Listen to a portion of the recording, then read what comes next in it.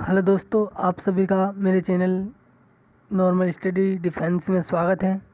आज हम पढ़ेंगे पार्ट 5 जिसमें हम पढ़ेंगे फिजिक्स क्वेश्चन। ठीक है, जो एयरफोर्स वहाँ नेवी और इंडिया में कॉमन है। ठीक है, हमने मापन पढ़ लिया था, गति के नियम पढ़ लिए थे और बल एवं बड़ा घन पढ़ना है 3rd नंबर पे, और 4th नंबर पे कार्य, ऊर्जा और शक्ति पढ़ना है। ठीक है, पार्ट 5 में हम पहले पढ़ेंगे पहले मापन, दूसरे नंबर पे गति के नियम, तीसरे नंबर पे है हम देखें पढ़ेंगे बल एवं आघूर्ण। बल एवं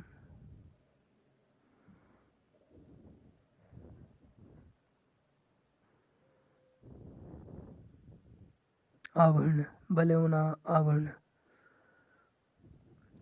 फर्स्ट क्वेश्चन, एमकेएस पद्धति में बल का मात्रक। ठीक है, एमकेएस पद्धति में बल का मात्रक क्या होता है? तो न्यूटन, जिसे हम एन से प्रदर्शित करते हैं। ठीक है, अब पूछ ला आपसे सीजीएस पद्धति में बल का मात्रक क्या है, तो आपको बताना है डाइन। ठीक है, अब पूछ ले एक न्यूटन बराबर कितने डाइन होते हैं? 1 न्यूटन बराबर कितने डाइन होते हैं? तो आपको बताना है 10⁵ डाइन। ठीक है, 1 किलोग्राम भार कितने न्यूटन के बराबर होता है? 1 किलोग्राम भार कितने न्यूटन के बराबर होता है? तो आपको बताना 9.8 न्यूटन। अगला क्वेश्चन है, एक व्यक्ति लिफ्ट पर खड़ा है। ठीक है, जैसे आप है किसी लिफ्ट पर खड़े हैं और उसकी दूरी अचानक टूट जाए, उसकी दूरी अचानक टूट जाए तो आप कैसा महसूस करेंगे? जैसे ही रस्सी टूटी, आप असंतुलन की स्थिति में बहुत ही स्पीड से नीचे जा देंगे, तो आप उसमें अपने अपने आप को भारी महसूस करेंगे। ये रस्सी है, ये टूटी और आप स्पीड से बहुत ही स्पीड से नीचे आएंगे, अपने आप को भारी नहीं करेंगे। क्वेश्चन क्या है, एक व्यक्ति लिफ्ट पर खड़ा है और यदि वो डोरी टूट जाए तो उसका भार कितना प्रतीत होगा? तो 0। ठीक है, 0। अब आगे देखेंगे, गुरुत्वाकर्षण नियतांक कैपिटल जी, मतलब इसका जो इसे प्रदर्शित करें कैपिटल जी। ठीक है, आंकिकी मान कितना होगा? का आंकिकी मान कितना होगा? तो आपको बताना है 6.67 इंटू 10⁻11 न्यूटन मीटर स्क्वायर प्रति किलोग्राम स्क्वायर। एक बार और देख लेते हैं, 6.67 इंटू 10⁻11 न्यूटन मीटर स्क्वायर प्रति किलोग्राम स्क्वायर। ठीक है, अगला क्वेश्चन है, संवेग में परिवर्तन की दर क्या कहलाती है? तो आपको बताना बल। इसके बाद क्वेश्चन है, बल आघूर्ण किसका मात्रक है? तो आपको बताना सदिश राशि का। इसके बाद क्वेश्चन आएगा आपका, कार्य कैसी राशि है? तो आपको बताएं ये अदिश राशि है। इसके बाद क्वेश्चन है, सड़क पर चलने पर की अपेक्षा। आप सड़क पर चल रहे हैं तो आपको ज़्यादा फोर्स की आवश्यकता नहीं पड़ेगी, अगर आप बर्फ में चल रहे हैं तो आपको फोर्स की आवश्यकता पड़ेगी। तो क्वेश्चन है, सड़क पर चलने की अपेक्षा बर्फ पर चलना कठिन क्यों है? क्यों है? तो घर्षण कम होने के कारण। ठीक है, बर्फ में सड़क की अपेक्षा घर्षण कम होता है। आगे देखते, अगला क्वेश्चन है, एक लड़की झूले पर बैठी झूल रही है। ठीक है, लड़की झूले पर बैठी झूल रही है और स्पीड उसकी तेज है, उसके खड़े हो जाने पर आवर्तकाल पर क्या प्रभाव पड़ा? अब वह झूले पर खड़ी हो जाए तो उसका आवर्तकाल, मतलब उसका जो समय है वह आधा पूरा होगा। ठीक है, जल्दी रुक जाएगा, समय है जो जल्दी रुक जाएगा, तो उसका आवर्तकाल में क्या फर्क पड़ेगा? वह आवर्तकाल कम हो जाएगा। ठीक है, उसकी स्पीड है ना वो कम हो जाएगी, तो भार झूले के ऊपर होगा वहाँ आवर्तकाल कम हो जाएगा। ठीक है, इसका आवर्तकाल कम हो जाएगा। क्वेश्चन, एक लड़की झूले पर बैठी है, उसके खड़े हो जाने पर उसका आवर्तकाल पर क्या प्रभाव पड़ेगा? तो आपको बताना है उसका भार है ना जो कम हो जाएगा। ठीक है, अब आगे क्वेश्चन पढ़ेंगे हम। अब लेंगे हम थर्ड चैप्टर। ठीक है, कार्य, ऊर्जा और शक्ति। फोर्थ सॉरी फोर्थ लेंगे। इससे पहले एक क्वेश्चन है, किसी वस्तु को थोड़ा सा विस्थापित करके छोड़ दिया जाता है। कोई भी रबड़ है, आप उसे खींचोगे फिर उसे छोड़ दोगे तो वहाँ अपनी पूर्वावस्था में आ जाएगा, ठीक है, और पूर्वावस्था में आ जाएगा। लेकिन ये क्या बोल रहा है क्वेश्चन, विस्थापित करने पर छोड़ दिया जाता है और पूर्वावस्था में नहीं आ पाता है, तो उसे क्या कहते हैं? अब पूर्वावस्था में नहीं आता है तो उसे क्या कहते हैं? उसे क्या कहते हैं? अस्थायी संतुलन, ठीक है, उसे क्या कहते हैं? अस्थायी संतुलन। ये पूर्वावस्था में नहीं आता है, ठीक है। और एक प्रत्यास्थ और वो भी होता है, वो अलग चीज़ है, ठीक है। अब इसके बाद हम पढ़ेंगे कार्य, ऊर्जा, शक्ति, वर्क, एनर्जी, पावर, ठीक है, वर्क, एनर्जी, पावर। इसका फर्स्ट क्वेश्चन यही रहेगा अपना, एमकेएस पद्धति में कार्य का मात्रक। एमकेएस पद्धति में कार्य का मात्रक क्या है? तो आपको बताना है जूल। और सीजीएस पद्धति में एमकेएस होगा, सीजीएस पद्धति में कार्य का मात्रक मतलब इकाई क्या है? तो इसमें दो इकाई है इसकी, एक अर्घ्य भी है और एक डाइन भी है। अब पूछ लो आपसे कि एक जूल कितने अर्घ्य के बराबर होता है? एक जूल कितने अर्घ्य के बराबर होता है? आपको ना 10⁻7 अर्घ्य के बराबर। इसके बाद क्वेश्चन आएगा, आपको 1 मेगावाट कितने वाट के तुल्य होता है? आपको मेगावाट बता दिया था, लेकिन ये मेगावाट 10⁶ के बराबर, ठीक है। इसके बाद क्वेश्चन आएगा, 1 किलोवाट घंटा का जूल में मान कितना होगा? ठीक है, 1 किलोवाट घंटा का जूल में मान कितना होगा? तो आपको बताना 3.6 इंटू 10⁶ जूल, 3.6 इंटू 10⁶ जूल। अगला क्वेश्चन, एक अश्व शक्ति बराबर कितने वाट के बराबर होती है? एक अश्व शक्ति है जो कितने वाट के बराबर होती है? तो आपको बताना है 746, ठीक है, 746 वाट के बराबर। इसके बाद का क्वेश्चन आपका, जब विस्थापन बल की दिशा में होता है तो कार्य कितना होता है? जब विस्थापन बल की दिशा में होता है तो कार्य अधिकतम होता है, ठीक है, कार्य अधिकतम होता है।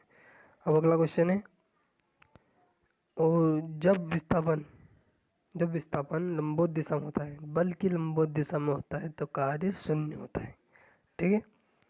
जब विस्थापन बल के लंबवत दिशा में मतलब बराबर होता है, बराबर दोनों बराबर होते हैं तो कार्य शून्य होता है, ठीक है। और वन परिपथ में कार्य होता है तो वो भी शून्य होता है। इसके बाद का अगला क्वेश्चन है अपना, 1 किलोग्राम द्रव्यमान का मान जूल में कितना होगा? तो 9 इंटू 10⁻13 जूल, ठीक है। इसके बाद का एक, चाबी भरी घड़ी में कौन सी जो होती है? चाबी हमेशा वो जो उसके कांटे होते हैं वो अपनी स्थिति बदलते देते, स्थिति ऊर्जा हो जाएगी, ठीक है। इसके बाद का क्वेश्चन है, तनी हुई स्प्रिंग क्वेश्चन फिर ना बदलेंगे, तनी हुई स्प्रिंग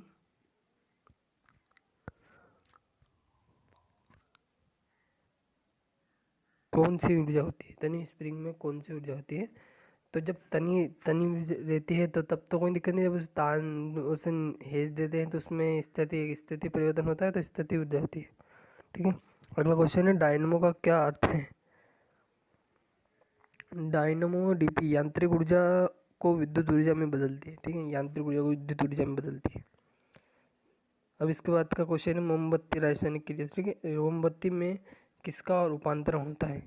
तो मोमबत्ती में रासायनिक ऊर्जा से प्रकाश ऊर्जा का, ठीक है, मोमबत्ती में किसका रूपांतरण होता है? रासायनिक ऊर्जा होती है, उसमें प्रकाश ऊर्जा का परिवर्तन होता है, ठीक है, रूपांतरण होता है। इसके बाद क्वेश्चन है, माइक्रोफोन का क्या अर्थ है? माइक्रोफोन का क्या अर्थ है? ये ध्वनि ऊर्जा को विद्युत ऊर्जा में बदलती है, ठीक है, विद्युत ऊर्जा में बदलती है।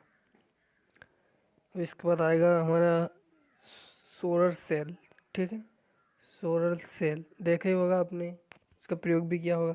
सोलर सेल, सौर ऊर्जा मतलब प्रकाश ऊर्जा, जिसे हम सौर ऊर्जा बोलते हैं, सौर ऊर्जा को विद्युत ऊर्जा में बदलता है। और इससे पहले एक क्वेश्चन और है, लाउड स्पीकर का क्या कार्य है? ठीक है, लाउड स्पीकर का क्वेश्चन लिख लिया, लाउड स्पीकर का क्या कार्य है? तो ये विद्युत ऊर्जा को ध्वनि ऊर्जा में बदलता है, ठीक है। अब हम सोलर सेल का पढ़ेंगे अगला क्वेश्चन। जो आता रहता है।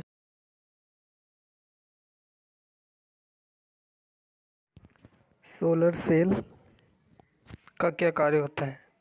सोलर सेल सौर ऊर्जा को विद्युत ऊर्जा में बदलता है। ठीक है, विद्युत ऊर्जा को बदलता है, सौर ऊर्जा को विद्युत ऊर्जा में बदलता है। इसके बाद का क्वेश्चन है, ट्यूबलाइट का क्या कार्य? ट्यूबलाइट जो घर में आप इस्तेमाल करते हो, ट्यूबलाइट, तो विद्युत ऊर्जा रहती है ना, करंट, उसे वो प्रकाशीय ऊर्जा में बदलता है।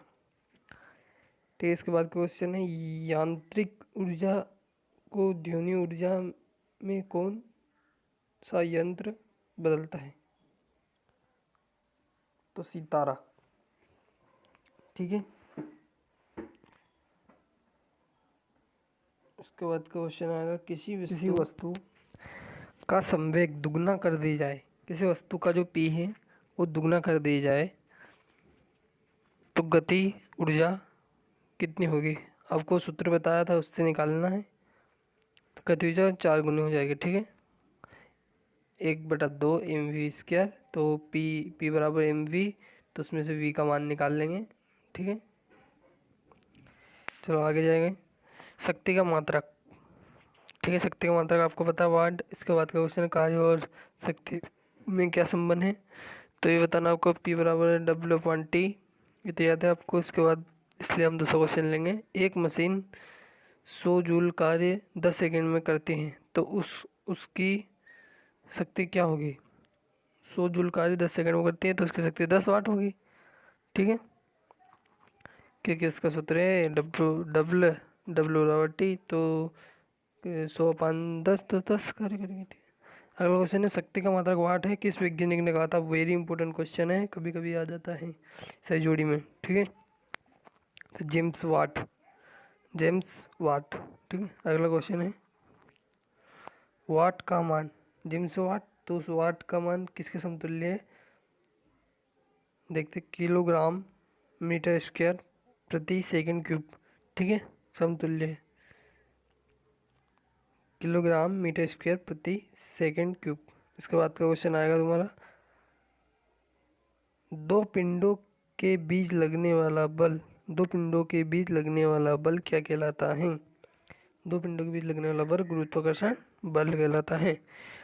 इसके बाद क्वेश्चन, गुरुत्वाकर्षण बल ये किसने दिया है? न्यूटन ने। किस नियम को प्रतिपादित करता है? न्यूटन के नियम को।